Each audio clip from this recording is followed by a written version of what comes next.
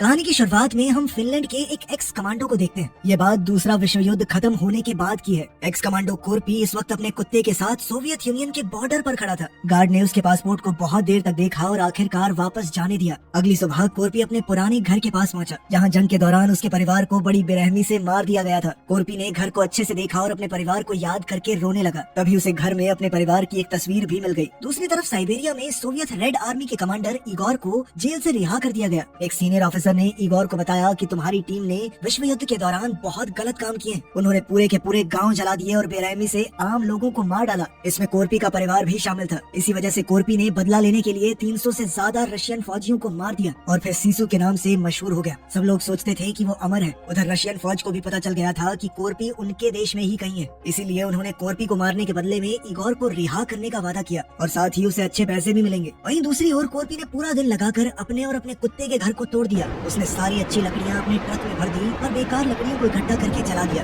कोर्पी और उसका कुत्ता बॉर्डर की तरफ वापस निकल पड़े। कुछ घंटे गाड़ी चलाने के बाद कोर्पी ने देखा कि उसका रास्ता एक आर्मी की जीप ने रोक लिया था। अब कोर्पी ने पीछे देखा कि वहाँ से भी एक जीप आ रही है। फिर एक सैनिक ने उससे पासपोर्ट मांगा और दूसरी जीप में बैठे एक अफसर के पास ले गया। तभी इगोर पासपोर्ट देखते ही समझ गया कि यही मेरा निशाना है। फिर इगोर ने अपने एक आदमी को बाहर भेजा जिसके हाथ में एक बॉम्ब था और वो भी जला हुआ। तभी इगोर के दूसरे सैनिक ने भी चाकू निकाल लिया। कोर्पी ट्रक में बैठा सैनिक के पास आने का इंतजार करने लगा और जैसे ही वो पास आया तो कोर्पी ने अचानक जोर से दरवाजा खोलकर उसे मारा और बम उसके हाथ में फट गया, जिससे उसके शरीर में आग लग गई। फिर कोर्पी ने ट्रक को रिवर्स करके पीछे से आ रहे फौजी को भी उड़ा दिया और उसका शरीर सीधा इगोर की गाड़ी की खिड़की के अंदर घुस गया। तभी एक और सिपाही ने गोलियां चलानी शुरू कर दी। कोर्पी ने आगे बढ़कर उसका हथियार छीन लिया और उसे जल्दी से खिड़की के अंदर खींच लिया। साथ ही उसने आर्मी की जीप को भी रौंद दिया। इसके बाद कोर्पी ने एक ही मुक्के में सैनिक को बेहोश कर दिया और वहाँ से भागने के लिए रफ्तार बढ़ा ली। तभी इगोर ने बैकअप के लिए तीसरा ट्रक बुलाया और फिर दोनों गाड़ियों ने कोर्पी का पीछा करना शुरू कर दिया, जबकि पीछे एक बम भी फट गया।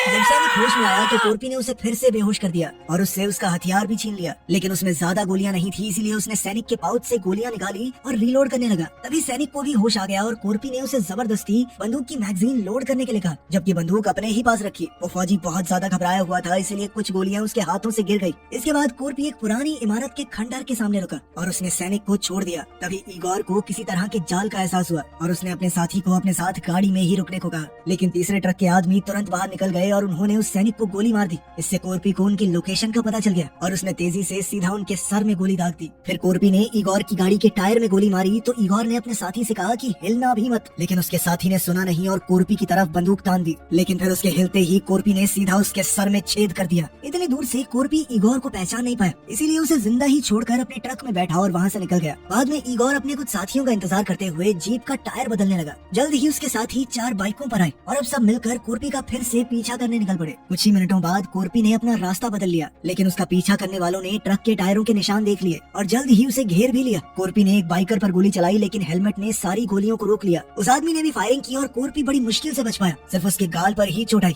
लेकिन इससे थोड़ी देर के लिए उसका ट्रक से कंट्रोल छूट गया और उसका ट्रक सड़क से नीचे उतर गया। काफी कोशिश के बाद कोर्पी ने फिर से अपनी गाड़ी पर काबू पा लिया और सड़क पर वापस लौट आया, लेकिन जल्द ही उसे दोबारा घेर लिया गया। अभी भी उसने अपने दुश्मनों पर अपनी तेज नजर बनाई हुई थी। उसने देखा कि अचानक से एक बाइक बिना राइडर के गिर गई तो कोर्पी समझ गया कि वो आदमी उसके ट्रक पर चढ़ चुका है और वो पीछे पड़ी लकड़ी पर चलता हुआ आगे की तरफ बढ़ रहा था ताकि चुपचाप जल्दी से कोर्पी को मौत के घाट उतार सके। लेकिन कोर्पी ने उसके कदमों की आहट सुन ली थी और वो बिल्कुल सही वक्त पर गोलियों से बच गया। फिर उसने अचानक ट्रक की ब्रेक लगा दी, जिससे वो आदमी आकर नीचे गिरा। जब ट्रक आगे बढ़ने लगा तो उस आदमी ने ग्रिल पकड़कर खुद को बचा लिया और वहाँ पर उसे एक हुक वाली चेन मिल गई। वो बोनट पर चढ़कर उसका इस्तेमाल हमले के लिए करने लगा। कोर्पी एक बार फिर से बचा और उसने अचानक से ट्रक को मोड़ दिया। इस बार वो आदमी पूरी तरह नीचे गिर गया। बाकी बाइकर्स उसके इर्द गिर्द से निकलते रहे, लेकिन इगोर की जीप ने उसे कुचल दिया। फिर जैसे ही एक बाइकर गोली चलाने लगा तो कोर्पी ने खड़ी हुई गाड़ी में टक्कर मारकर उसे बाइकर की तरफ धकेल दिया, जिससे एक बड़ा धमाका हुआ और वो बाइकर मारा गया। तभी एक और फौजी अपनी मोटरसाइकिल से ट्रक पर कूद गया और खिड़की तक पहुंचकर अंदर घुसने की कोशिश करने लगा। उसने कोर्पी पर हमला करके उसे ट्रक से बाहर लटका दिया। उसने स्टीयरिंग भी अपने कब्जे में ले लिया। तभी आखिरी बाइकर पास आया ताकि कोर्पी पर गोली चला सके, लेकिन कोर्पी ने तुरंत उसकी बंदूक छीन कर फेंक दी। फिर उसने ड्राइवर के बेल्ट से बम निकाला और बाइक के टायर में डाल दिया। और इसी तरह एक जबरदस्त धमाके के साथ एक और दुश्मन खत्म। फिर कोरपी ने ट्रक के आगे से चेन निकाली और उसे ड्राइवर की गर्दन में लपेटकर उसे बाहर फेंक दिया और फिर से अपने ट्रक पर कब्जा पा लिया। फिर उसने चेन का बटन ऑन कर दिया और वो घूमना शुरू हो गई। अब चेन उस आदमी को खींचते हुए सीधा बोनट तक ले आई, लेकिन अभी भी उसका सर ग्रिल में फंसा हुआ था। अब चेन ने इतनी जोर से खींचा कि उस आदमी का सर धड़ से अलग हो गया। सभी बाइकर्स के मर जाने के बाद इगोर खुद पास आने लगा और एक के बाद एक उसने लकड़ियों पर बम फेंकने शुरू कर दिए ताकि लकड़ियों में आग लग जाए। उसकी इस हरकत से कोरपी को बहुत गुस्सा आया। अब उसने कटे हुए सर वाली लाश पर लगे हुए बमों को एक्टिवेट कर दिया और उसे दूसरी गाड़ी की तरफ फेंक दिया, जिसके बाद इगोर को धमाका होने से पहले ही जीप से कूदना पड़ा।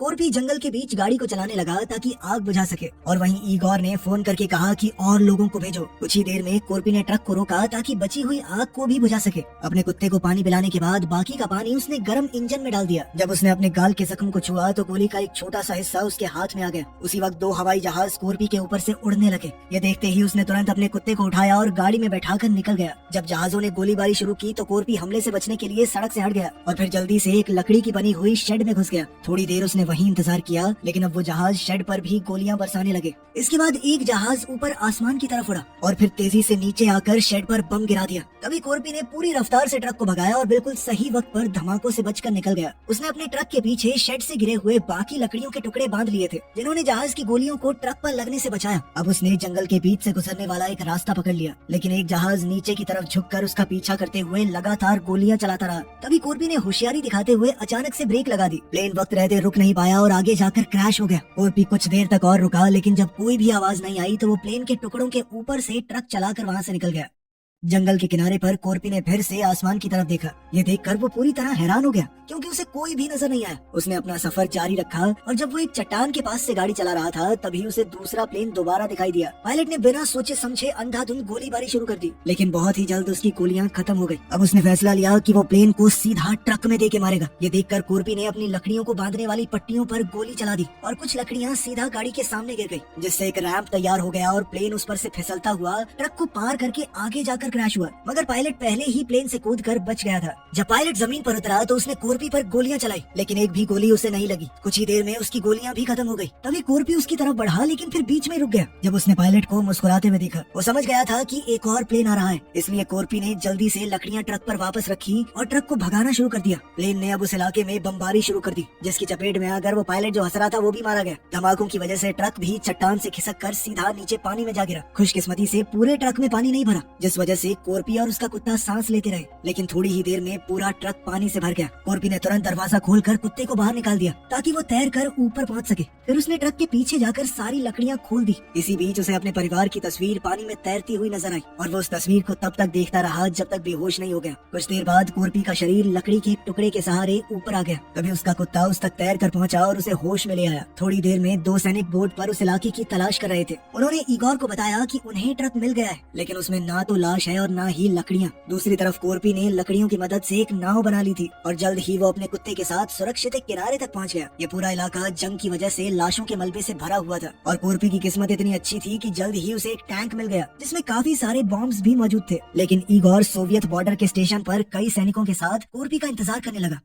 जल्द ही टैंक भी वहाँ पहुँच गया जो कि लकड़ियों से भरा हुआ था। वो काला धुआं छोड़ता हुआ आगे की तरफ बढ़ता रहा। एक बत्ती में आग लगाने के बाद कोरपी बॉर्डर की तरफ अपने टैंक को बढ़ाने लगा। तभी सैनिकों ने भी गोलियां चलाना शुरू कर दिया, लेकिन उनकी गोलियां टैंक का क्या ही बिगाड़ पाती। फिर कोरपी ने टैंक में डालने वाला तेल पिया और पाइप के जरिए इंजन में उसे थूकने लगा, जिससे टैंक की रफ्तार और भी ज्यादा तेज हो गई। जब टैंक बॉर्डर से टकराने वाला था तो कोरपी ने उस बम को एक्टिवेट कर दिया जिसकी बत्ती में उसने आग लगाई थी। इससे वो टैंक बैरियर के ऊपर से उड़ता हुआ दूसरी तरफ जा गिरा। टैंक से वो सारी लकड़ियां नीचे की तरफ गिर और साथ ही टैंक के कुछ हिस्से भी टूट गए। अब तो कोरपी भी गंभीर रूप से घायल हो गया था, मगर उसके कुत्ते ने उसे होश में रखने में मदद की। कोरपी समझ गया कि ऐसे तो उसे पकड़ लिया जाएगा, इसीलिए उसने अपने चाकू के हत्थे को दांतों से तोड़ दिया ताकि वो चाकू के ब्लेड को आसानी से छुपा सके। फिर कोरपी ने अपने कुत्ते को जंगल की तरफ भेज दिया ताकि कम से कम वो तो बच जाए और खुद भी टैंक से बाहर निकल गया। इगोर उसे गोली मारने के लिए बेताब था, लेकिन तभी उसके सीनियर ऑफिसर वहाँ पहुँच गए और उन्होंने घोषणा की कि उसे जिंदा रखा जाए। गुस्से से लाल इगोर कोरपी को पैर से घसीटता हुआ ले आया और उसके सर ईगोर को अपने पैर से कुचल कर उसे बेहोश कर दिया। कुछ समय बाद कोरपी को साइबेरिया जाने वाली ट्रेन में एक सैनिक टॉर्चर करने लगा जो उसे बार बार बिजली के झटके दे रहा था। फिर जब ट्रेन आखिरकार चल पड़ी तो ईगोर ने उस सैनिक को भेज दिया और कोरपी को एक कहानी सुनाने लगा। उसने उसे बताया कि आज तक मैंने जितने भी लोगों को मारा है उनमें से मुझे कोई भी याद नहीं, सिवाय एक छोटे लड़के के जो सिर्फ एक चाकू के साथ उसके सामने खड़ा हो गया था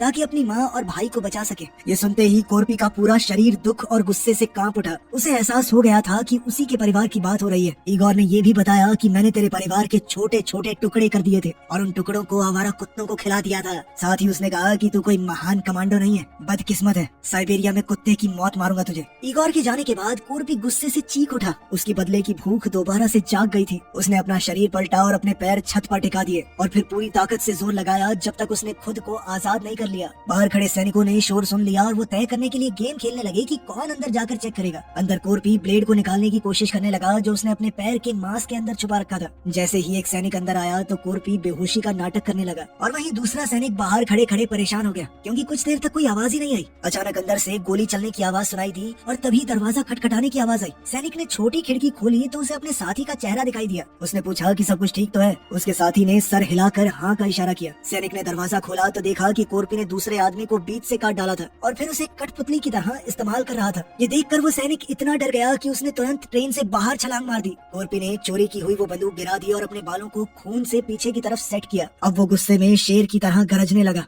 वहीं ट्रेन के वीआईपी कोच में अफसर शांति से अपना डिनर एंजॉय कर रहे थे। तभी ईगोर ने उनसे अपने पैसे मांगे ताकि वो वापस जा सके, लेकिन अफसरों ने उसे रुकने के लिए कहा, ये कहते हुए कि तुम भी इस कामयाबी का जश्न मनाओ। इसी दौरान कोरपी लकड़ियों वाले डब्बे तक पहुंच गया। उसने वहां से एक कुल्हाड़ी उठाई और उसके बाद वाले डब्बे में घुस गया, लेकिन वहां पर कई जवान सैनिक सो रहे थे, इसीलिए वो दबे पांव वहां से गुजरने लगा ताकि कोई जाग न जाए। तभी अचानक एक सिपाही की आंख खुल गई, लेकिन इससे पहले वो उठ पाता कोरपी दूसरे डब्बे में चला गया और उसने वहाँ भी कई सैनिकों को सोते हुए देखा। तभी अचानक एक सिपाही उस डब्बे में आया। कोरपी ने तुरंत कुल्हाड़ी उठाई और उसके मुंह पर फेंक के मारी, जिस वजह से वो बिना चिल्लाए वहीं मर गया। फिर जैसे ही वो मुड़ा तो एक और आदमी जाग गया। कोरपी ने तुरंत उसके बेड को उठाकर उसे दबा दिया ताकि कोई आवाज न आए। साथ ही वो कई बार चाकू घोंपता रहा जब तक वो फौजी मर नहीं गया। तभी अचानक ट्रेन को एक झटका लगा और एक सोते हुए सैनिक ने दारू की बोतल गिरा दी। बोतल जमीन पर गिरते ही टूट गई। इस आवाज से जागा तो कोई नहीं, लेकिन कोरपी को कांच के टुकड़ों पर चलना पड़ गया। उसने अपने दर्द को अभी के लिए दबा कर रखा। तभी बेड से टपकते हुए खून ने नीचे सोए हुए सैनिक की आंख खोल दी और ये देखकर कोरपी दूसरे बेड के नीचे छुप गया, लेकिन कांच के टुकड़ों का वो दर्द बर्दाश्त से बाहर था। फिर भी उसने किसी तरह अपने मुंह से चूं तक नहीं निकाली। तभी अनजाने में उसका हाथ भी चूहेदानी में फंस गया। ठीक उसी वक्त मरे हुए सैनिक का बेड टूट गया और लाश नीचे वाले आदमी पर गिर गई। उस आदमी ने डर के मारे हल्ला मचाना शुरू कर दिया और बाकी सबको भी नींद से जगा दिया। तभी कोरपी भी बाहर की तरफ दौड़ गया। फिर उसने अपनी कुल्हाड़ी निकाली और दरवाजे के दूसरी तरफ से उसे लॉक कर दिया, लेकिन अगला डब्बा भी सिपाहियों से भरा हुआ था जो कि ड्यूटी पर थे, इसीलिए कोरपी ट्रेन के ऊपर चढ़कर छत पर चलने लगा। बदकिस्मती से उसे वाटर टावर की पाइप से जोर की टक्कर लग गई और वो छत को तोड़ता हुआ सिपाहियों वाले डब्बे में ही आ गिरा। उसे देखते ही सभी सिपाहियों ने अपने हथियार उठा लिए और तभी कोरपी ने अपना दिमाग लगाकर पाइप को शील्ड की तरह इस्तेमाल किया। उनकी गोलियां आपस में टकराकर दो सिपाहियों को लग गई। फिर उसने उनके हथियार उठा लिए और कुछ और सिपाहियों को गोली मार दी, जिस वजह से लाशों का एक ढेर बन गया, जिसने उसे बाकी गोलियों से बचाया। कोरपी तब तक छुपा रहा जब तक सिपाहियों की गोलियां खत्म नहीं हो गई। इसके बाद उसने बाहर निकलकर किसी को रीलोड करने का मौका नहीं दिया। इस शोर शराबे की आवाज सुनकर ईगोर अपना टेबल छोड़कर देखने आया, लेकिन जैसे ही उसने देखा कि दूसरे कोच में गोलियां चल रही हैं, तो उसने उस डब्बे को ट्रेन से अलग करने का फैसला किया, क्योंकि उसे अब तक अपने पैसे नहीं मिले थे। तभी कोरपी ने बाहर आकर देखा कि ईगोर वाली ट्रेन उसे पीछे छोड़कर जा रही है, लेकिन उसे ये भी पता था कि उसके पास एक मिसाइल है। इसी बीच ईगोर टेबल पर वापस गया और उसने एक ऑफिसर का गला काट दिया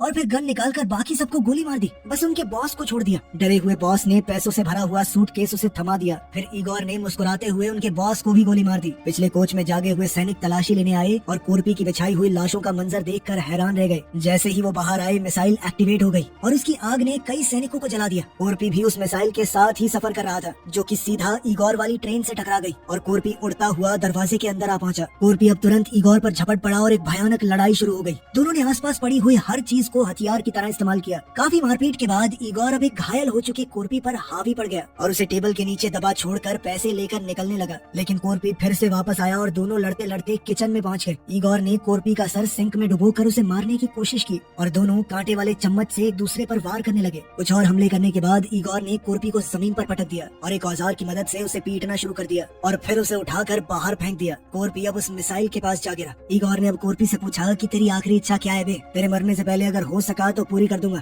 लेकिन कोरपी ने मिसाइल का मेन बोल्ट अपने मुंह से थूका और साथ ही अपने वाले डब्बे की ब्रेक लगा दी, जिसके बाद मिसाइल सीधा ट्रेन में घुस गई। उस मिसाइल ने इगोर की खोपड़ी को छेद दिया और ट्रेन में बहुत बड़ा धमाका हुआ। उधर फिनलैंड के बॉर्डर पर दो सिपाहियों को अजीब सी आवाज सुनाई दी। तभी अचानक कोरपी लकड़ियों से भरी हुई गाड़ी को लेकर वहाँ पहुँच गया। उसने अपना जला हुआ पासपोर्ट दिखाया और उसे अंदर जाने की इजाजत मिल गई। कुछ समय बाद कोरपी जंगल में अपना घर बना रहा